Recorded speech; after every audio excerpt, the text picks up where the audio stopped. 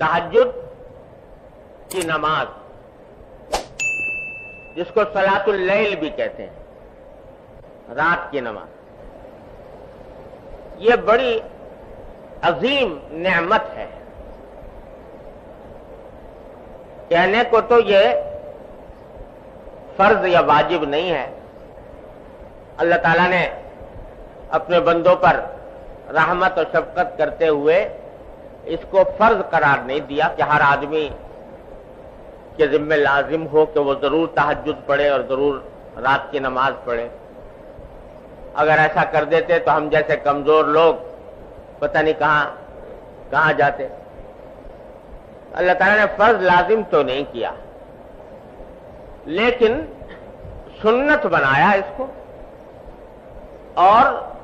سنت بھی ایسی ہے کہ اس کے ذریعے جو باطن کے مدارج طے ہوتے ہیں اور اس کے ذریعے جو انسان کی روحانی ترقی ہوتی ہے وہ کسی اور عمل میں شاید نہیں۔ اللہ تعالیٰ نے رات کی تاریکی میں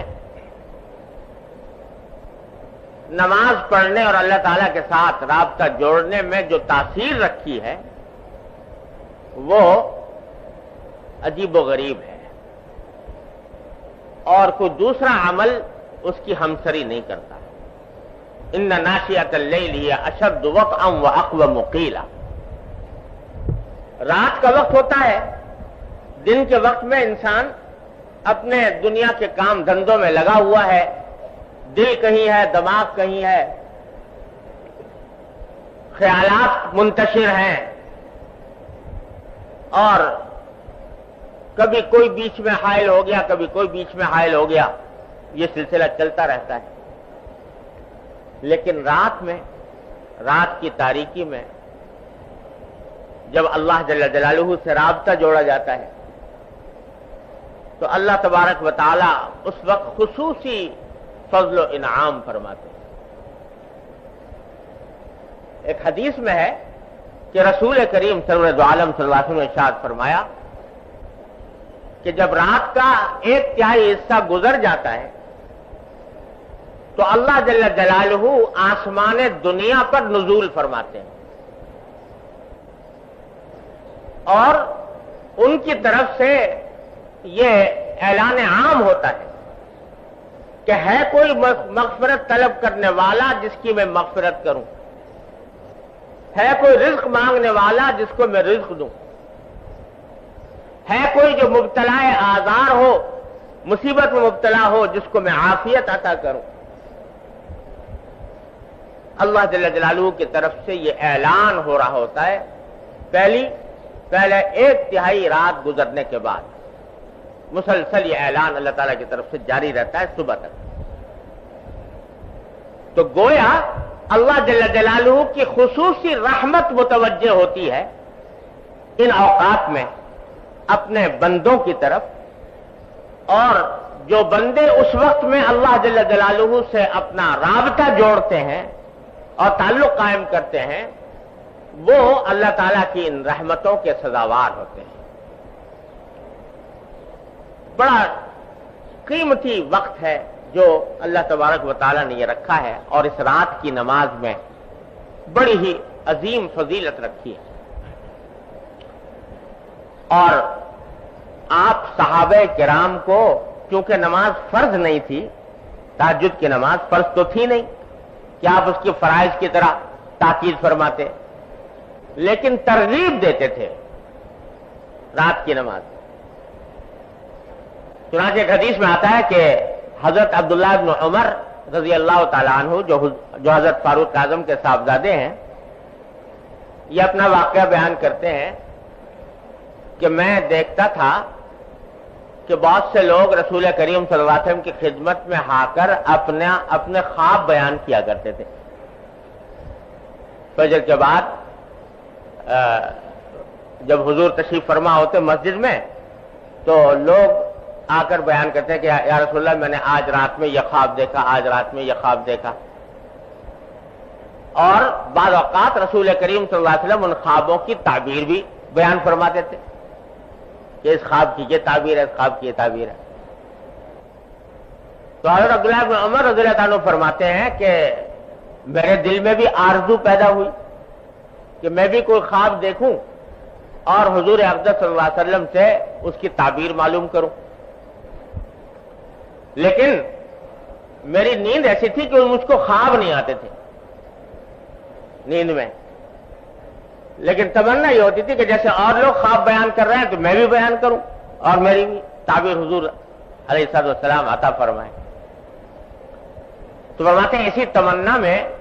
ایک رات میں سویا تو میں نے خواب دیکھا، اور اس خواب کی تفصیل انہوں نے روایت میں بیان کی کہ یہ دیکھا۔ خلاصہ اس خواب کا یہ ہے کہ دو فرشتے جیسے آئے اور مجھے لے گئے، اور ایک رسی تھی وہ آسمان کی طرف جا رہی تھی، اور انہوں نے مجھ سے کہا فرشتوں نے کہ تم اس رسی کو پکڑ کے اوپر چڑھ جاؤ۔ یہ خواب میں نے دیکھا تو مجھے بڑی خوشی ہوئی کہ آج مجھے موقع ہوا ہے کہ میں رسول کریم صلی اللہ علیہ وسلم سے خواب بیان کروں اور اس کی تعبیر لوں، لیکن براہ راست نبی کریم صلی اللہ علیہ وسلم کی خدمت میں حاضر ہو کر خواب بیان کرتے ہوئے مجھے کچھ جھجک سی ہوئی کہ خود بیان کروں۔ ام المومنین حفصہ رضی اللہ تعالی عنہا، تو میں نے ان سے ذکر کیا کہ میں نے آج رات یہ خواب دیکھا ہے، اور تمہیں اگر کسی وقت موقع ملے تو حضور اقدس صلی اللہ علیہ وسلم کو یہ خواب بیان کر کے آپ سے تعبیر معلوم کرنا اس کی۔ تو کہتے ہیں حضرت حفصہ نے نبی کریم صلی اللہ علیہ وسلم سے میرا خواب بیان کیا۔ بعد میں نے ان سے پوچھا کہ کیا جواب دیا رسول کریم صلی اللہ علیہ وسلم؟ تو حضرت حفصہ نے کہا کہ میں نے رسول کریم صلی اللہ علیہ وسلم سے آپ کا خواب بیان کیا تھا، تو اس خواب کو سن کر رسول کریم صلی اللہ علیہ وسلم نے فرمایا کہ نعم الرجل عبداللہ ابن عمر۔ دو جملے فرمائے، ایک جملہ یہ کہ عبداللہ ابن عمر بڑا اچھا آدمی ہے، عبداللہ ابن عمر بڑا اچھا آدمی ہے، اور پھر دوسرا جملہ فرمایا لو کان یصلی من اللیل، کاش کہ وہ رات کو بھی نماز پڑھا کرے۔ اچھا آدمی ہے لیکن کاش کہ وہ رات کو بھی نماز پڑھا کرے۔ حضرت عبداللہ ابن عمر فرماتے ہیں کہ اس وقت تہجد کی نماز پڑھنے کا عادی نہیں تھا، رات کو پڑھتا نہیں تھا، لیکن جس دن سے میں نے نبی کریم سرور دو عالم صلی اللہ علیہ وسلم کا یہ ارشاد سنا کہ عبداللہ ابن عمر اچھا آدمی ہے، کاش کہ وہ رات کو نماز پڑھا کرے، تو اس دن سے الحمدللہ کبھی تہجد کہ فرض اور واجب نہیں، اس واسطے اس طرح کا حکم تو نہیں دیتے جیسے 5 نمازوں کا، لیکن ترتیب دیتے تھے۔ چنانچہ اس کا نتیجہ یہ تھا کہ صحابہ کرام رضی اللہ تعالیٰ عنہ کی اکثریت رات کی نماز کی عادی تھی، اور قرآن کریم نے رات کی نماز پڑھنے والوں کی بڑی تعریف فرمائی ہے۔ کانوا قلیلا من اللیل ما یہجعون وبالاسحار هم یستغفرون۔ سورہ مزمل پوری اسی رات کی نماز کے لیے نازل ہوئی ہے۔ تو یہ ہے بڑی عظیم نعمت، اور جو شخص اللہ تبارک و تعالیٰ کے راستے پر چلنا چاہتا ہو، اپنی اصلاح چاہتا ہو، اس کے لیے یہ یوں سمجھو کہ تقریباً ضروری جیسے اعمال میں سے ہے کہ رات کی نماز کا کچھ حصہ وہ پائے، کم از کم اس کا عادی بنے۔ البتہ حضرت والا نے جو یہاں پر بات ارشاد فرمائی ہے وہ ہم جیسے کمزور لوگوں کے لیے اس نعمت سے فائدہ اٹھانے کا آسان طریقہ حضرت نے بتایا۔ نماز تہجد کی اصل وقت تو ہے آخر شب، آخری رات کا جو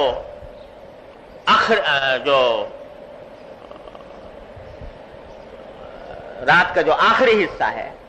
وہ افضل وقت ہے تہجد کا، بلکہ فقہاء کرام نے یہ فرمایا ہے کہ اگر رات کو 3 حصوں میں تقسیم کیا جائے تو دوسرا تہائی حصہ یہ افضل ترین وقت ہے کہ آدمی اس وقت میں تہجد پڑھے، پھر چاہے بعد میں سو جائے اور پھر فجر کے لیے اٹھے۔ اور اگر رات کو 2 حصوں میں تقسیم کیا جائے تو آخری حصہ جو ہے وہ زیادہ افضل ہے تہجد کے لیے۔ تو اصل بات یہ ہے کہ آدمی کو چاہیے کہ اس کا اہتمام کرے کہ اللہ تبارک و تعالیٰ توفیق دے تو آخر شب میں بیدار ہو کر تہجد کی نماز ادا کرے۔ لیکن ایک حدیث ہے جو معجم طبرانی میں مروی ہے، اس میں رسول کریم صلی اللہ علیہ وسلم نے ارشاد فرمایا کہ لا بد من صلاۃ باللیل ولو حلب شاہ، کہ رات کے وقت میں کچھ نماز پڑھنا ضروری ہے۔ ضروری ہونے کا معنی یہ کہ اللہ تبارک و تعالیٰ کی رحمتوں کو متوجہ کرنے کے لیے اور اپنی اصلاح کی خاطر آدمی کو ضروری ناگزیر ہے کہ وہ رات کے اندر کچھ نماز پڑھے۔ اور فرمایا ولو حلب شاطن، چاہے وہ اتنی ہی دیر کیوں نہ ہو جتنی دیر میں ایک بکری کا دودھ دویا جاتا ہے۔ بکری کا دودھ اگر دوئے تو بہت زیادہ وقت نہیں لگتا اور جلدی دوہا جاتا ہے، کیونکہ دودھ کم ہوتا ہے بکری کا گائے اور بھینس کے مقابلے میں۔ تو بولے کہ جتنی دیر میں بکری کا دودھ دویا جاتا ہے اتنا ہی کیوں نہ ہو، لیکن نماز رات کی نماز فرمایا لا بد من صلاۃ باللیل، ضرور ہونی چاہیے اور کسی مومن کو وہ چھوڑنی نہ چاہیے۔ پھر آگے فرمایا، یہ حدیثی کا حصہ ہے کہ وَمَا كَانَ بَعْدَ صَلَاةِ الْعَشَاءِ فَهُوَ مِنَ اللَّيْلِ، کہ نماز عشاء کے بعد جو بھی نماز پڑھی جائے وہ صلاۃ اللیل میں داخل ہے، تہجد کے مفہوم میں داخل ہے، جو عشاء کے بعد جو بھی نماز پڑھی جائے۔ اس حدیث میں رسول کریم سرور دو عالم صلی اللہ علیہ وسلم نے ہم جیسے کمزوروں کے لیے یہ آسانی کا راستہ تجویز فرما دیا کہ اگر سونے کے بعد اٹھنا مشکل ہو رہا ہے تو اول شب میں نماز عشاء پڑھنے کے بعد بھی اگر کچھ نماز تہجد کی نیت سے صلاۃ اللیل کی نیت سے پڑھ لی جائے تو انشاءاللہ تہجد اور صلاۃ اللیل کی برکات سے محرومی نہیں ہوگی۔ اس لیے بزرگ فرماتے ہیں کہ آدمی کو کوشش تو پوری یہ کرنی چاہیے کہ آخر شب میں اٹھ جائے، لیکن اگر اس کی عادت نہیں پڑی یا کوئی عارض درپیش ہے تو نماز عشاء کے بعد اور وتر سے پہلے اور عشاء کے بعد کچھ رکعتیں پڑھنے کا معمول بنا لے، بنیت تہجد بنیت صلاۃ اللیل۔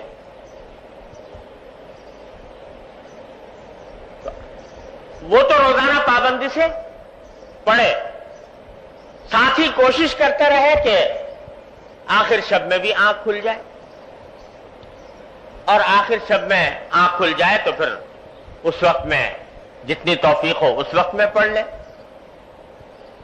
اور اگر فرض کرو آنکھ نہ کھلی تو کم از کم عشاء اور وتر کے درمیان جو نماز پڑھی ہے وہ صلاۃ اللیل تہجد کے حکم میں انشاءاللہ لکھی جائے گی اور تہجد اور صلاۃ اللیل کی برکات سے مکمل محرومی نہیں ہوگی۔ تو یہ کام تو بھائی ہر مومن کو کرنا ہی چاہیے کہ عشاء اور وتر کے درمیان کچھ رکعتیں پڑھ لے تہجد کی نیت سے، 4 پڑھ لے، 6 پڑھ لے، 8 پڑھ لے، جتنی توفیق ہو اتنی پڑھ لے، اور پھر کوشش ساتھ میں یہ بھی رہے، لیکن اس کا مطلب یہ نہیں ہے کہ اس پر اکتفا کر کے بیٹھ جائے، بلکہ اپنی یہ کوشش جاری رکھے کہ آخر شب میں بھی میں اٹھوں، اور جب اٹھ جائے تو اس وقت کی نماز بھی ادا کر لے۔ اور جیسا میں نے عرض کیا کہ یوں تو نماز تہجد کے لیے کوئی خاص تعداد اس طرح کی مقرر نہیں ہے کہ بھئی اتنی ہی پڑھنی ہے ضرور، جتنے بھی موقع مل جائے، 2 پڑھ لے، 4 پڑھ لے، 6 پڑھ لے، 8 پڑھ لے، 10 پڑھ لے، 12 پڑھ لے، سب جائز ہے۔ اور اس میں سے کچھ اول شب میں پڑھ لیں، کچھ آخر شب میں پڑھ لیں، یہ بھی جائز ہے۔ اور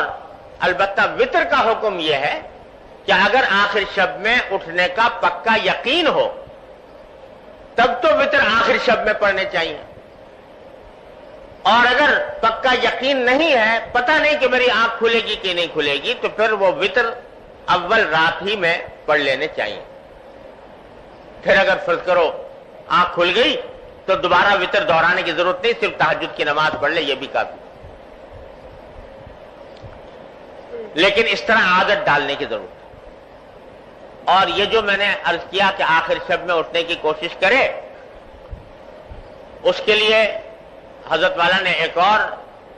ہمارے حضرت والا حضرت حکیم الامت قدس اللہ تعالیٰ سرہ کا عجیب یہ مزاج تھا کہ کمزور سے کمزور اور بے ہمت سے بے ہمت آدمی کے لیے بھی کچھ نہ کچھ نسخہ تجویز فرما دیتے تھے، کہ کوئی یہی نہیں کہ کوئی باہمت بڑا طاقتور اور مضبوط آدمی ہو تو وہی عمل کر سکتا ہے، نہیں، جو کمزور ہیں، بے ہمت ہیں، ان کے واسطے بھی کوئی نہ کوئی آسان نسخہ ایسا تجویز فرما دیتے تھے کہ عمل کر لیں تو انشاءاللہ